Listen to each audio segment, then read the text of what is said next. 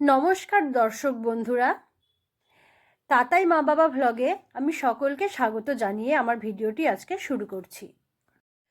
ফলের রাজা আম, আর এই আম ছাড়া কিন্তু গরমকাল ভাবাই যায় না। আমরা যারা বাইরে কাজ করি বা যারা বাড়িতেই থাকি, প্রত্যেকেরই মনে হয় এই গরমে যদি একটু শরবত খাওয়া যেত বেশ ভালোই হতো। আমরা যতই কেনা শরবত খাই না কেন, নিজের হাতে বানানো শরবতের স্বাদই কিন্তু আলাদা হয়। তাই আমি আজকে বাড়িতে তৈরি করে নিয়েছি ম্যাঙ্গো পানা বা আম পানা, আর আপনাদের সাথে শেয়ার করে নিচ্ছি সেই রেসিপিটা। তাহলে বন্ধুরা শেষ অবধি দেখুন আমি কিভাবে বানাচ্ছি আজকে এই ম্যাঙ্গো পানা। আমি এখানে নিয়ে নিয়েছি একটা কাঁচা আম।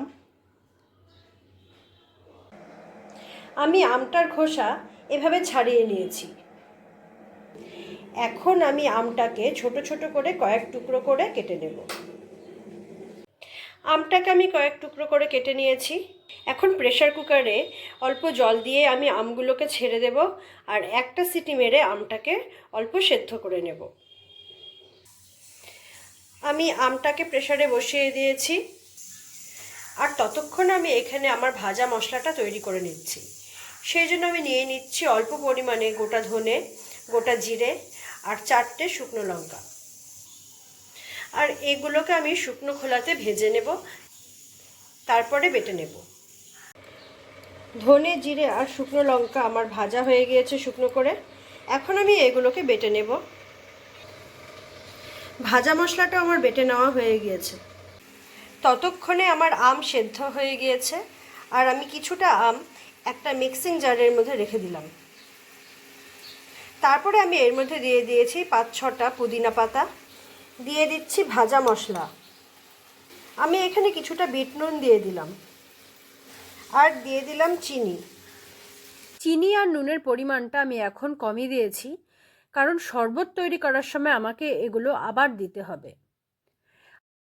আমটাকে সমস্ত উপকরণ সহ আমার পেস্ট করা হয়ে গিয়েছে। আমি একটা কাচের গ্লাসের মধ্যে নিয়ে নিয়েছি কিছুটা আমের কাত। এবার আমি এর মধ্যে দিয়ে দিব ঠান্ডা জল। আপনারা চাইলে ফ্রিজের জলও ব্যবহার করতে পারেন, বা যদি আপনারা ফ্রিজের জলকে অ্যাভয়েড করতে চান তো ঘরে থাকা নর্মাল জলকেও ব্যবহার করতে পারেন। এখন আমি এর মধ্যে দিয়ে দিচ্ছি চিনি, আর চিনিটাকে আমি আগের থেকে গুঁড়ো করে রেখে দিয়েছিলাম। আমি সবসময় কিছুটা চিনি আগের থেকে গুঁড়ো করে স্টোর করে রাখি। আর দিয়ে দিচ্ছি নুন।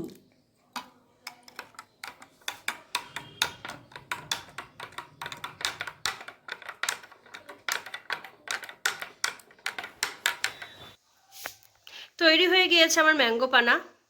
আমার একটু গাঢ় লাগছিল, তাই আমি আরেকটু জল মিশিয়ে নিয়েছি, সাথে অবশ্যই একটু চিনি আর নুনও অ্যাড করেছি। তাহলে আপনারা দেখতেই পারলেন আমি কত সহজ পদ্ধতিতে বাড়িতেই তৈরি করে নিলাম ম্যাঙ্গো পানা।